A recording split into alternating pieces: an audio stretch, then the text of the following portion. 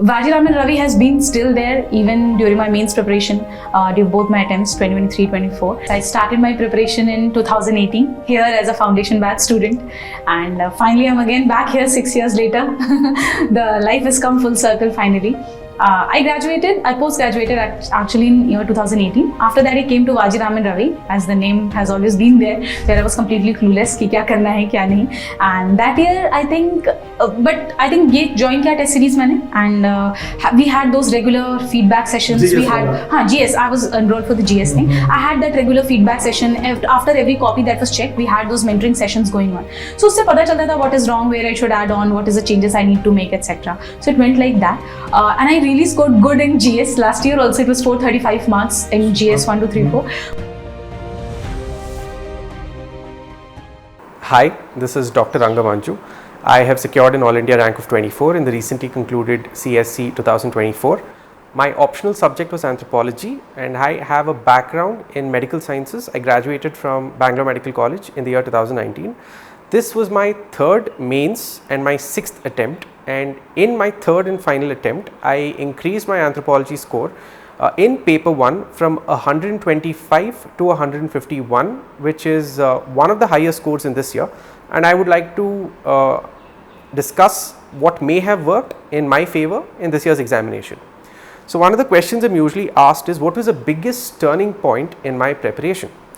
Given that the odds were larger in this year's examination for me, I decided to play it to my strengths. So if we were to divide anthropology into sociocultural and physical or biological, I found that given my medical background, I had a greater understanding of physical anthropology or biological anthropology included with archaeology, and therefore I should attempt more questions from this physical anthropology part. In fact, the way I picked my questions this year was so much so that I ensured that there was at least one physical anthropology question in every optional question that I opted for.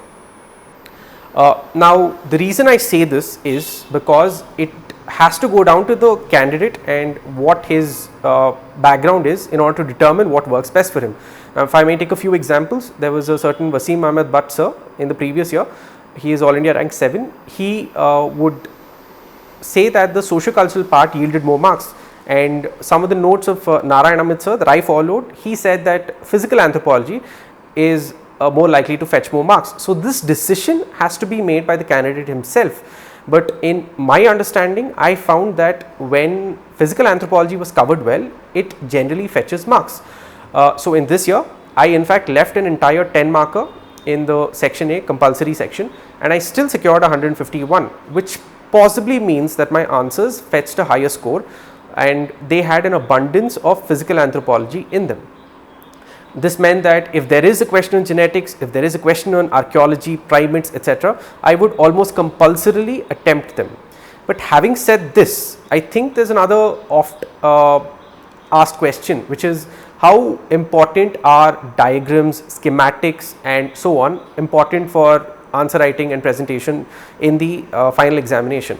Now because we are expected to fill a lot of pages, the highest number being in the optional paper of course, we would make it easier for us to finish our papers in time if we have a good number of schematics or diagrams in them. And in physical anthropology, the scope for including diagrams was, in my opinion, a lot higher, and this I used to the maximum benefit. Whenever there was a question on archaeology, I would put in as many diagrams as I can on the tools or on the culture per se, and this I think may have worked significantly in my favor.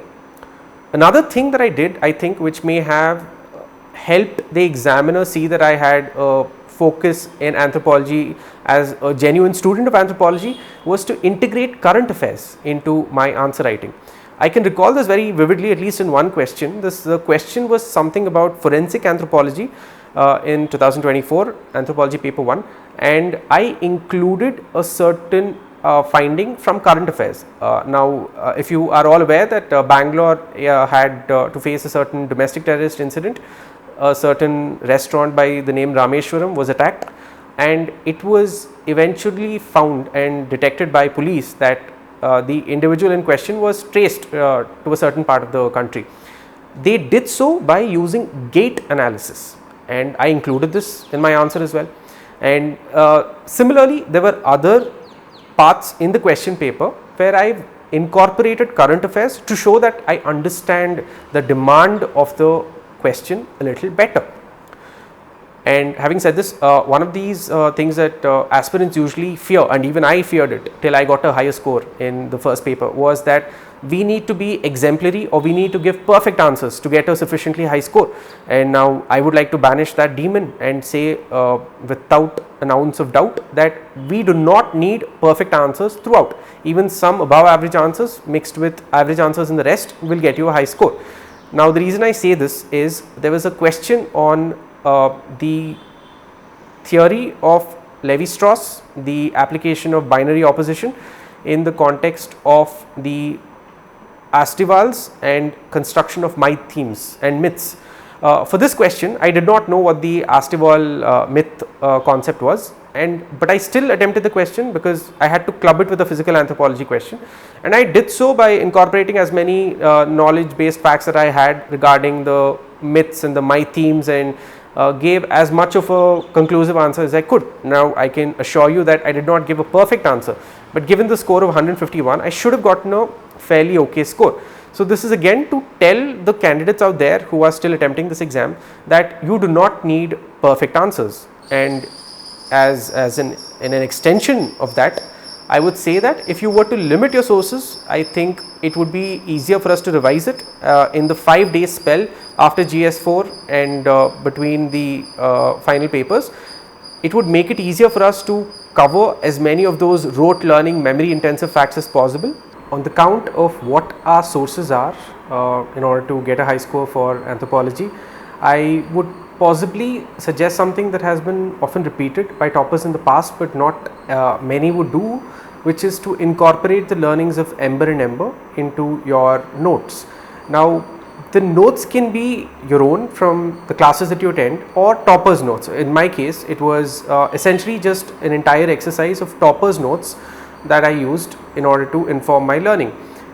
And even within the toppers notes, I have not just used one topper for a certain section. For instance, I have not just used Mandar Patki sir for socio-cultural anthropology. What I have done is I have used Mandar Patki sir for some chapters such as 3, 4 and 5 and perhaps even 6, and then when it came to 7 with linguistics, I have used Narayana Amit sir's notes, and later on for the theories etc. I have used different toppers notes, and I have also used Anthropology Simplified by Dr. Vivek Basme in my understanding. So all in all, for different syllabus points, I have gone through what I think are the best source material available, and I have integrated them into my own and made sense of them and designated that those will be my specific notes.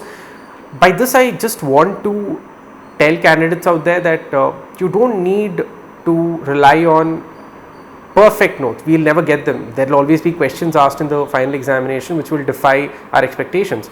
But as long as they cover the syllabus, the length and breadth, and we are able to answer PYQs based on the text in these notes, they should suffice. Another question that I am usually asked for the purpose of anthropology is whether answer writing is truly beneficial. Now, I will use my own example, and I scored a 216 in my first mains attempt, 230 in my second mains attempt, and 268 in my third mains attempt. Now, the reason as to why I can attribute this increase in score is possibly a lot of answer writing. This time I joined Level Up IAS test series under Mr. Karandeep Singh, and I finished each and every test out there. I had my friend Dr. Sachin VG with me, who I prepared most of this with, and I found that I could, because of the extensive answer writing practice that I had and some of the daily answers that I also practiced, I could easily finish the paper on the final day. Granted, of course, I did leave one question in each paper. I could still do a very good job of all the questions that I attempted, and since because it's a competitive exam, we need everything that we can possibly gain.